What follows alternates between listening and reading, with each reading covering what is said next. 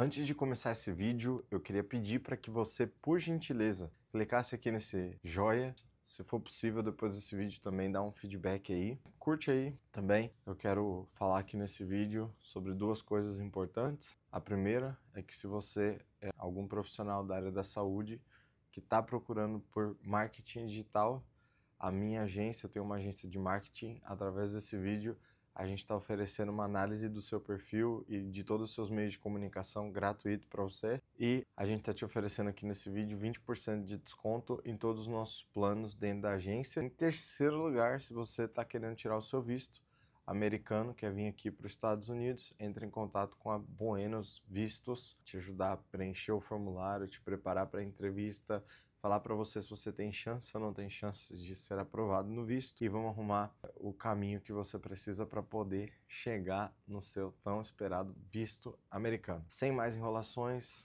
vamos para o papo de hoje. Um seguidor do Instagram me mandou uma mensagem falando: Aidan, como que eu gero uma cultura de evangelismo na minha igreja local? Como que eu faço para gerar uma cultura de evangelismo na minha igreja local?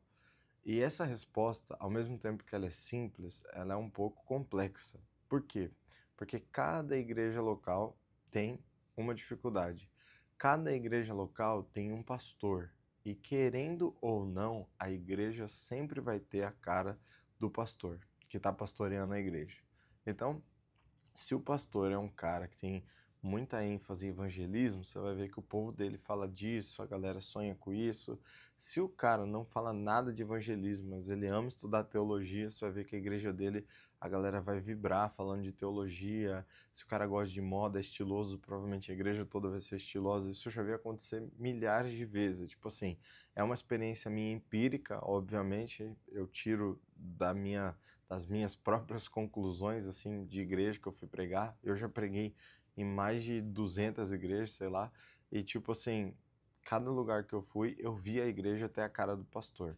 Então a primeira dificuldade para mim que você vai enfrentar é o próprio pastor, que nem sempre é uma pessoa que vai valorizar o evangelismo ou não vai valorizar o evangelismo como você valoriza ou não vai enxergar o evangelismo como você enxerga.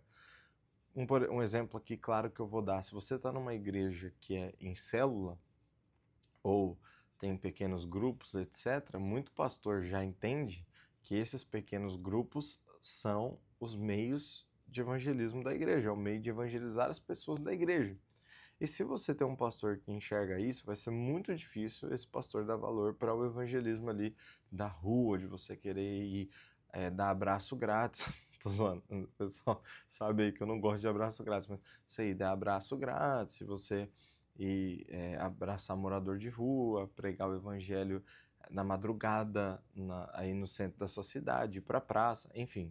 Tem uma série de coisas aí que talvez ele não vai dar ênfase, porque para ele já está fazendo evangelismo através dos pequenos grupos. Então, eu quero falar especificamente como você pode desenvolver uma cultura na sua igreja. Em primeiro lugar, eu acho que precisa existir dentro de você, evangelista. A Bíblia fala que Deus separou alguns só para ser evangelista, não é todos. Se você é evangelista e o coração do evangelista, do ministério evangelístico, porque todo mundo foi chamado para evangelizar, mas nem todo mundo foi chamado para ser evangelista. Se você é evangelista, você tem que, além de evangelizar, treinar pessoas para fazer isso também. Então, se você é um evangelista que quer ver isso na sua igreja local, por exemplo, a pessoa que me perguntou aqui provavelmente tem um ministério evangelístico, se você quer ver isso na sua igreja local, em primeiro lugar, eu acho que você tem que ter um bom relacionamento com o seu pastor. Por que um bom relacionamento com o seu pastor? Porque o tanto de evangelista que eu conheço que não tem um bom relacionamento com o pastor é incrível. Eles simplesmente acham, e aqui é a divisão mesmo dos ministérios, o ministério evangelístico, o Billy Graham fala que nós somos, né, a ponta do iceberg, que a gente é a pessoa que, né, a pessoa está segurando a corda, a gente está indo lá nas profundezas do inferno resgatar as pessoas. Então, para o Billy Graham, o ministério evangelístico ele é um ministério de ponta, né, e o pastor ele é um ministério de cuidado, de apacentar. Então, é muito provável que o evangelista olhe para o pastor aqui de domingo em domingo pregando, e ele fica, mas por que está comprando mais uma luz para a igreja? Por que está comprando uma cadeira mais confortável? Por que está gastando dinheiro aqui? Por que esse pastor não prega nunca? Por que não evangeliza? Eu sinto que eu só... Então, assim, o evangelista pode ter a tendência que ele é o salvador da pátria, o salvador do mundo, e que o pastor dele não é ninguém e não faz nada. E da mesma forma, o pastor pode ter uma percepção um pouco errada sobre o evangelista de achar, ah, aquele menino, aquela menina é meio doidinho, meio fora da caixa, fala demais, eita, eu não se sente desconfortável com o evangelista. Eu quero sair com ele, mas ele quer evangelizar as pessoas na rua. Ele fica fazendo uns votos estranhos. Então, assim, eu já ouvi várias queixas dos dois lados. Então, acho que o que precisa acontecer é um alinhamento de coração. Como que acontece esse alinhamento entre o ministério evangelístico e o pastoral e todos os outros ministérios? Primeiro que a Bíblia fala, olha que engraçado, Efésios 4, quando a Bíblia fala sobre que Deus deu uns para evangelistas, pastores, mestres, a Bíblia está falando que isso é visando a unidade do corpo. Então olha que engraçado, se a gente for pensar numa lógica humana, seria legal Deus falar assim, e Deus fez todos pastores, aí haveria unidade no corpo. Mas de alguma forma Deus não quis fazer todo mundo igual, e ele falou que criar todos diferentes faria o corpo ter unidade. Isso é uma loucura. Para mim, isso é uma loucura, isso é a lógica de Deus. Então ele falou, ao invés de falar todos são pastores, que na nossa cabeça isso é unidade, ele falou, não, alguns são evangelistas, mestres, apóstolos, profetas. Então ele falou, dentro desses ministérios vai haver unidade. Então, o que eu penso muito sobre a unidade do corpo de Cristo é que cada um entendendo o que foi chamado por Deus para fazer e cada um entendendo o que Efésios 4 fala, que é a edificação do corpo de Cristo. Então, o ministério do evangelista, escuta com carinho que eu vou te falar, não é pregar o evangelho, não é evangelizar, é edificar os santos, é edificar o corpo. Então você, assim como o seu pastor, vocês dois precisam olhar para o corpo de Cristo. Então acho que esse é o problema que eu vi dos evangelistas, eles olham muito para dentro. Então até eu ouvi um dia uma expressão muito importante que é assim, os evangelistas eles estavam gerando filhos e depois abandonando os filhos, né? E isso eu sei que é uma coisa extrema, assim, não faz muito sentido para mim essa concepção, mas eu entendo o que a pessoa falou, porque a Bíblia fala que o nosso chamado não é só evangelizar, é fazer discípulo de todas as nações. Então eu acredito sim que o evangelista tem que ganhar, cuidar, desenvolver e focar no corpo de Cristo.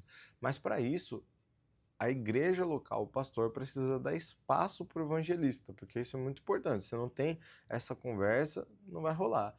E aqui, de uma maneira prática, como que gera a unidade é os dois tendo Cristo como cabeça, né? A unidade, ela não está em partes do corpo serem iguais, ela está em serem comandadas pela mesma cabeça.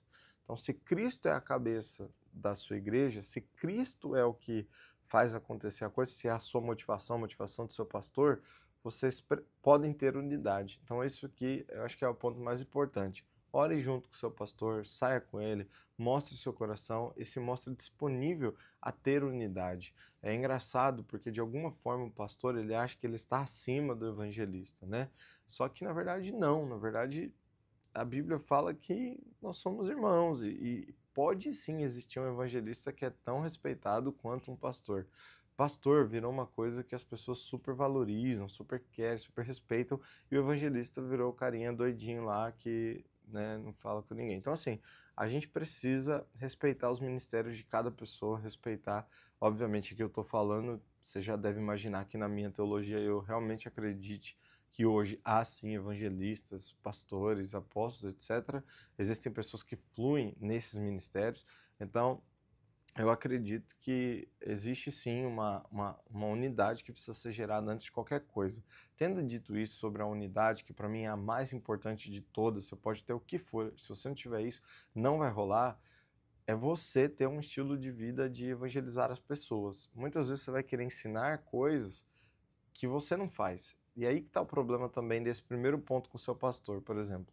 É muito comum você, talvez, querer falar para ele que você quer ensinar a igreja, por exemplo, sobre evangelismo, quer desenvolver isso, mas você não faz. Ou se faz, você não se preocupa em levar a igreja para fazer, em mostrar para a igreja como faz. Você quer o púlpito para poder ensinar, mas você não chama uma pessoa lá para sair com você e você ensinar.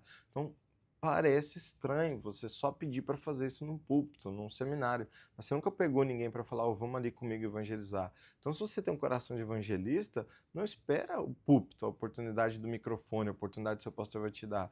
Pega alguém ali na sua igreja que não faz evangelismo, que não, né, que não tem esse hábito, e vai você com ela. E você desenvolve essa pessoa. Então, se você não faz aquilo que você quer ensinar, no fim das contas, isso é hipocrisia, né?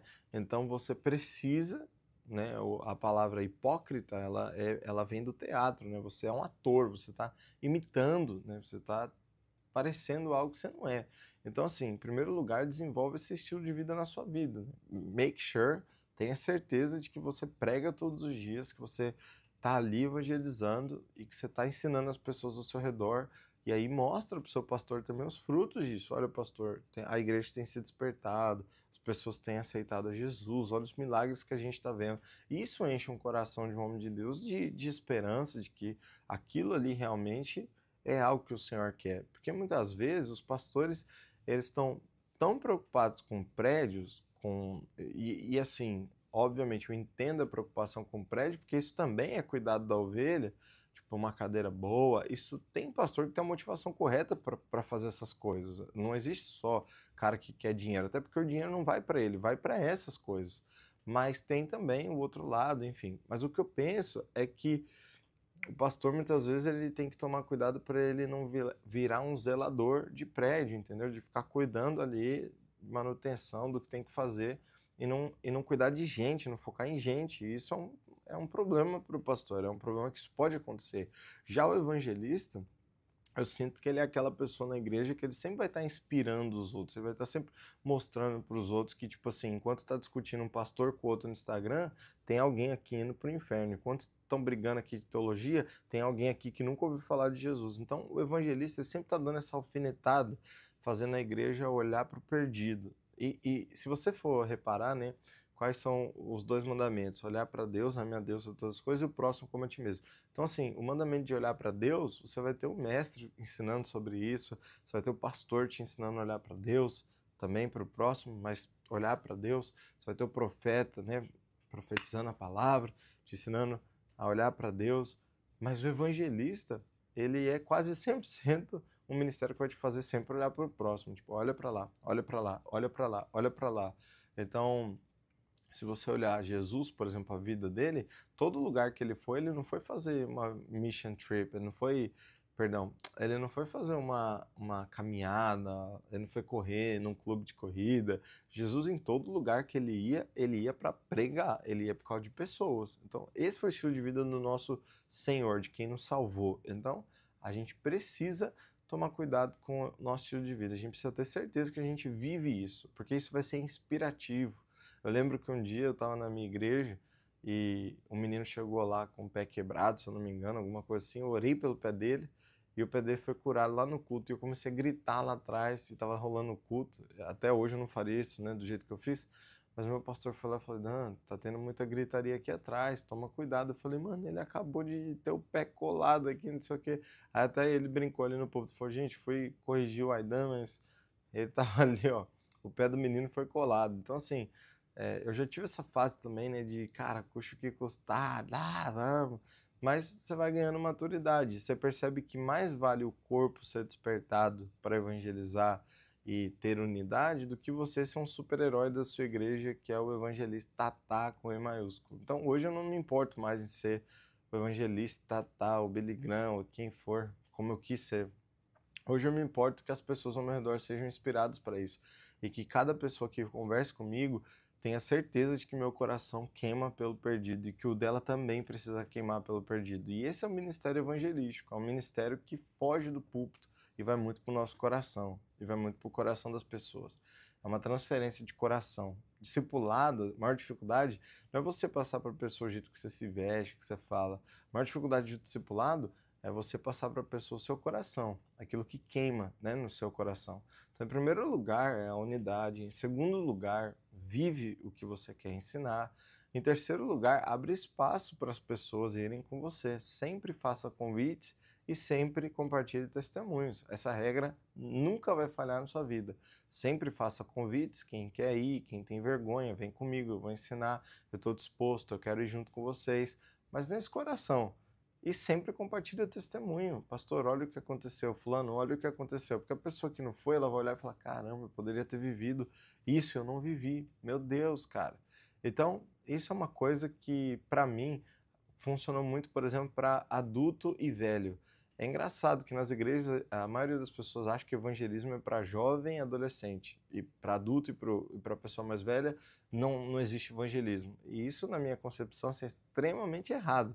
Então, me ajudou muito compartilhar testemunho com a galera mais velha, porque eles olhavam e falavam, poxa, eu não fui, cara, imagina se eu vivendo isso, viu? É inspirativo. Mais uma vez, se você for e você compartilhar, né, o testemunho e o convite, eu tenho certeza que isso vai te ajudar a desenvolver uma cultura de evangelismo na sua igreja. Em quarto lugar, que eu falaria que isso aqui é um bônus, é um extra, se você quer desenvolver uma cultura de evangelismo na sua igreja e você quer aprender mais sobre esse assunto, eu vou deixar o link, só esse link aqui na descrição desse vídeo. Eu tenho uma escola de evangelismo, tem algumas aulas lá gravadas, eu acho que tem são 5 horas de curso, mais ou menos 4 horas, não sei.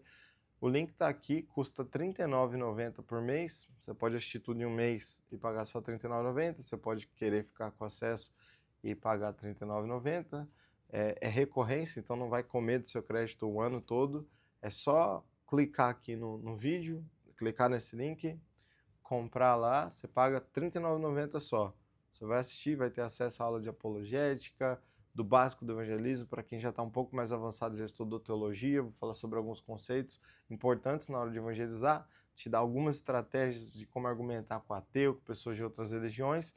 E se você gostar, fica lá, vai pagando, se quiser, né, compartilhar com alguém o link que está aqui também, fica à vontade, isso vai me ajudar demais. E eu vejo vocês no próximo vídeo. Que Deus abençoe muito vocês.